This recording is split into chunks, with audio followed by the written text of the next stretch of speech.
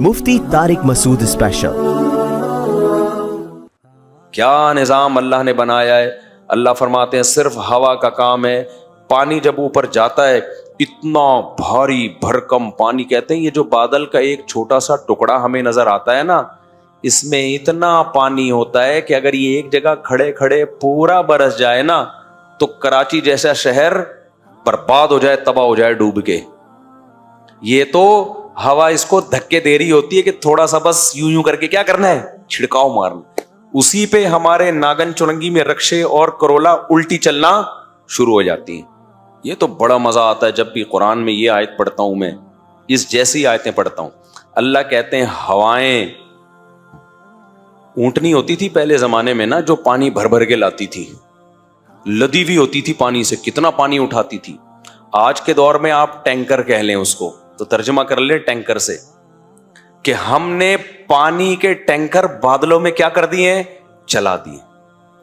यार हवा तो हल्की चीज को उठाती है, भारी चीजों को उठाना हवा का काम नहीं है। अल्लाह कहते हैं समंदर तो हमने एक जगह रखा, 71% समंदर है। एक तो आजकल ना भे नहीं निकल रहा लोगों से, साहब कहते हैं भंका। मैंने कहा भंका नहीं भाई, पंखा। फराटा, लोग बोल रहे होते हैं फराटा, फराटा नहीं है, पराठा है। तो उर्दू का तो बेड़ा अल्हम्दुलिल्लाह गर्क हो रहा है। तो कैसे बड़े बड़े टैंकर पानी के किसमें होते हैं, बादलों में। एक बादल बरसता है, हम गली में टैंकर मंगवाते हैं, कितना बड़ा टैंकर आता है ना, यहां से घुसेगा गली में, यूं घुसेगा, फिर रिवर्स नहीं हो पाएगा और गटर के ढक्कन तोड़ देगा। और उससे पानी कितना निकलता है, एक टैंक बमुश्किल भरता है उससे। अल्लाह कहते हैं मैंने 71% समंदर बनाया, 29% खुश्की, 29% खुश्की में ही 6 अरब इंसान छोड़ दिए, जो इतने इतने फासले के साथ रह रहे हैं। अब इनको पानी तो पिलाना है ना, पानी पिलाने का एक तरीका, ये सारे समंदर पे आ जाएं, स्ट्रॉ लगा के पानी पिएं। ये पॉसिबल नहीं है, कड़वा पानी है, और ये सारे पहुंचेंगे तो फिर मरी, नारान, कागान, कश्मीर, इनमें कौन रहेगा। सारी दुनिया साहिल समंदर पे आके आबाद हो जाएगी। और वो लगाएंगे प्रोजेक्ट कड़वे पानी को मीठा करने का। उस पानी के पीने के बाद सर पे जो रहे सहे बाल हैं वो भी गायब हो जाएंगे, उसमें तो ताकत ही नहीं होती। अल्लाह कहते हैं मैंने कहा समंदर अपनी जगह है, मैं इसी पानी को टैंकरों के जरिए पूरी दुनिया में पहुंचाऊंगा, और ज्यादा पहाड़ों पे पहुंचाऊंगा ताकि फिसल के दरिया बन के पूरी दुनिया को सैराब करता हुआ है। अब ये दरिया सिंध देखो कश्मीर से आ रहा है, पहाड़ों पे पानी बरसता है, वहां से चलता चलता पता कितने इलाकों को सैराब के पीके को, पहले फिर पंजाब को, फिर सिंध को सैराब करते करते समंदर में जाके गिर जाता है। फिर दोबारा टैंकर अल्लाह भेजते हैं कि भाई वहां जा, कश्मीर में दे पानी, दे कश्मीर वालों को, गिलगित वालों को, चित्राल वालों को। यहां खुद ही पहुंच जाएगा, तभी कराची में बारिशें कम होती हैं, यहां खुद ही पहुंच जाएगा। तो अल्लाह कहते हैं ये बड़े बड़े पानी के टैंकर लेके ना हवाएं चलती हैं। इतना पानी हवा उठाने के लिए कोई पाइपलाइन नहीं है कि अल्लाह मियां ने लाइनें बिछाई हुई होती, या यहां से फरिश्तों को हुक्म दिया जा पानी सक करो और कुल्ली कर दो इनके ऊपर। क्या ख्याल है भाई, बड़े बड़े फरिश्ते आते और कुल्लियां करते। ना ना ना, ऐसे पानी, आपने कभी वो मंजर देखा है, बादल जो पानी सक करते हैं, इंटरनेट पे देखें आप, बादल जो है ना समंदर से पानी क्या करता है, सक करता है ऐसे। बाज दफा इतनी मिकदार में पानी उठता है ना, इतनी मिकदार में उठता है कि माहिरीन कहते हैं बीच में अगर कोई भैंस आ जाए ना, वो भी उठ के बादलों में जाके टकराए, जाके वो ऐसे खींचता है पानी इतने प्रेशर के साथ ऐसे। हालांकि कोई फोम नहीं है जो पानी चूस के जज्ब कर रहा हो अपने अंदर, कोई ऐसा नहीं है, फोम है ऊपर, कपड़ा है कि भाई वो पानी चूसे और वहां जाके फरिश्ते को कहा गिलगित पे ले जाके नचोड़ दो इनके ऊपर। ना ना ना, क्या निजाम अल्लाह ने बनाया है। अल्लाह फरमाते हैं सिर्फ हवा का काम है, पानी जब ऊपर जाता है اتنا بھاری بھرکم پانی. کہتے ہیں یہ جو بادل کا ایک چھوٹا سا ٹکڑا ہمیں نظر آتا ہے نا, اس میں اتنا پانی ہوتا ہے کہ اگر یہ ایک جگہ کھڑے کھڑے پورا برس جائے نا تو کراچی جیسا شہر برباد ہو جائے, تباہ ہو جائے ڈوب کے. یہ تو ہوا اس کو دھکے دے رہی ہوتی ہے کہ تھوڑا سا بس یوں یوں کر کے کیا کرنا ہے, چھڑکاؤ مارنا. اسی پہ ہمارے ناگن چننگی میں رکشے اور کرولا الٹی چلنا شروع ہو جاتی ہیں. اس چھڑکاؤ کا نتیجہ کیا نکلتا ہے؟ رکشے الٹے چل رہے ہوتے ہیں پانی میں اور کرولا الٹی چل رہی ہوتی ہے. اسی سے علاقوں کے علاقے تباہ ہو جاتے ہیں. تو اللہ کا تو حق بنتا ہے نا اپنی نعمت کو بتائے. محکمہ موسمیات والے صرف اس پہ ریسرچ کرتے رہتے ہیں کہ کتنے بادل اس دفعہ بنے ہیں, کتنی سپیڈ سے جا رہے ہیں, اور کراچی میں بارش کب ہونے کا امکان ہے, کتنی بارش ہوگی. تو بس اسی میں الجھے ہوئے ہیں. اور ہم لوگ بھی اسی میں الجھے ہوئے ہیں کہ اس دفعہ جب بارش ہوگی تو جتنے گٹر 2-4 رہ گئے ہیں ان کے ڈھکنے بھی ٹوٹیں گے یا وہ باقی رہیں گے. سندھ گورنمنٹ کیا کرے گی اس دفعہ؟ ہمیشہ کی طرح جو کرتی رہی ہے وہی کرے گی. ہم تو اس میں الجھے ہوئے ہیں. اصل جو بارش میں پیغام تھا اس سے ہم سب غافل. اللہ کہتے ہیں ارسلنا, یہ سارے کام کون کر رہا ہے؟ ہم کر رہے ہیں. تو اللہ کیوں معاذ اللہ کیا شو مار رہا ہے؟ بولو بھائی, اللہ کیا شو مار رہا ہے؟ اللہ کو کیا شوق ہے شو مارنے کا؟ معاذ اللہ اپنا انٹروڈکشن کروا رہا ہے تاکہ میرے بندے کچھ میری طرف مائل ہوں, مجھ سے محبت کریں, میری نافرمانی چھوڑیں, میری عبادت کریں, رکوع سجدے کریں میرے سامنے, میرے لیے روزے رکھیں, حرام سے بچیں, مجھ سے محبت کریں, ان کا نمازوں میں دل لگے. سمجھتے ہو کہ نہیں سمجھتے ہو؟ تو اللہ فرماتے ہیں فَأَنزَلْنَا مِنَ السَّمَاءِ مَاءً, ایسے ٹینکر لے کے وہ چلتی ہیں, ہوائیں چلتی ہیں. اور فَأَنزَلْنَا مِنَ السَّمَاءِ مَاءً, پھر ہم آسمان سے پانی برساتے ہیں. فَأَسْقَيْنَاكُمُوهُ, ہم اس پانی کو تمہیں پلاتے ہیں. پھر آپ کہہ سکتے ہو نہیں اللہ ہمیں تو گورنمنٹ پانی پلاتی ہے. بھائی جان گورنمنٹ جو نلکوں میں پانی بھیج رہی ہے یہ ہب سے آ رہا ہے یا وہ والی وہ میرپور خاص میں کون سی وہ جو ندی ہے, کیا نام ہے اس کا, ابھی بہرحال جو بھی ندی ہے, تو حالے جی نہیں, ایک اور وہ ہے بڑی مشہور, نام ذہن سے نکل گیا. خیر, 2 طرف سے کراچی میں پانی آ رہا ہے تو وہ بھرتی بارش سے ہی ہے. بارش کے علاوہ ابھی تک سائنسدان ایسا نہیں ہوتا کہ ہمارے ایک استاذ ہمیں 9th میں سائنس پڑھاتے تھے, انہوں نے کہا ہائیڈروجن ڈائی آکسائڈ جو ہے پانی ہے, 2 ہائیڈروجن کے 1 آکسیجن کے. تو ہم نے سوال پوچھا استاد جی جب 2 ہائیڈروجن کے اور 1 آکسیجن کے پانی ہے تو پانی کی کمی کیوں ہوتی ہے؟ 2 ہائیڈروجن پکڑا 1 آکسیجن پکڑا ملایا ٹھک پانی. کیا خیال ہے بھائی؟ دے دنادن پانی ہی پانی. آکسیجن ہوا میں ٹھیک ٹھاک ہے, ادھر سے آکسیجن کھینچتے رہو سلنڈر میں. جنا ہاسپٹل میں آکسیجن کے سلنڈر ملتے ہیں نا بھائی. جس گھر میں پانی ختم ہو 2 سلنڈر ہائیڈروجن کے لے کر آؤ, 1 سلنڈر آکسیجن کے لے کر آؤ, اور تینوں کو ایک بڑے سلنڈر میں ڈال کے یوں یوں کر کے گھماؤ. کسی کا باپ بھی نہیں بنا سکتا, خود گھوم جائے گا. تو یہ اتنا آسان نہیں. ہمارے استاذ نے کہا بیٹا, میں اس طرح کے سوال پوچھتا تھا, انہوں نے کہا بیٹا یہ اتنا آسان نہیں ہے کہ 2 یوں پکڑے ٹش ہوتا ہے, کر سکتے ہیں, بہت مہنگا پروسیس ہے.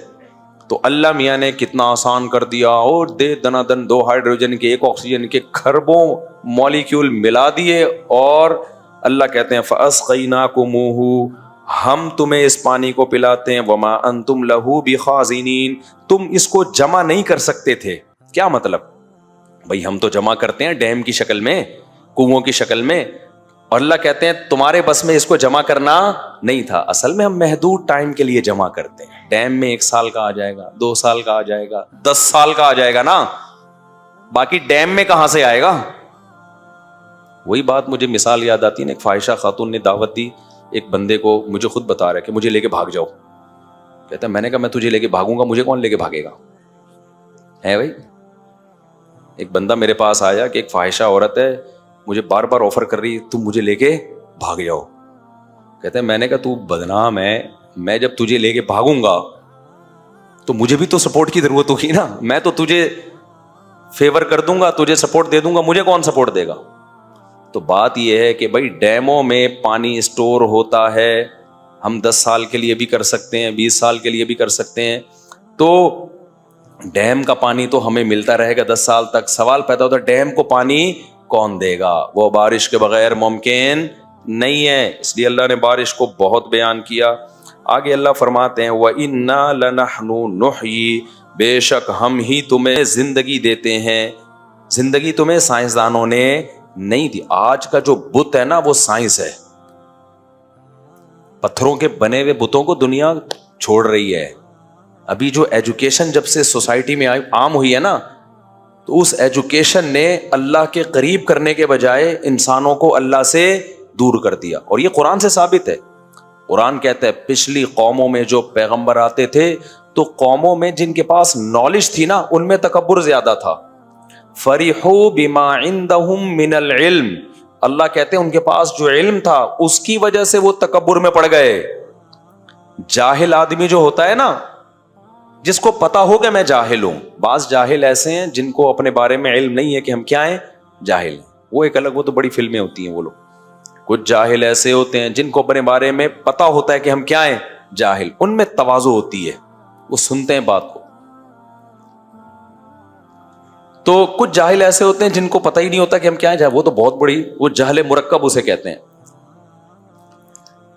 تو جس جاہل کے پاس علم نہ ہو اور اسے پتا نہ ہو کہ میرے پاس علم نہیں ہے, اس میں تواضع ہوگی, وہ بات سنے گا. لیکن جب علم آ گیا تو پھر وہ علم بعض دفعہ تواضع پیدا کرنے کے بجائے انسان کو متکبر بناتا ہے. تو آج دنیا میں یہی کچھ ہو رہا ہے.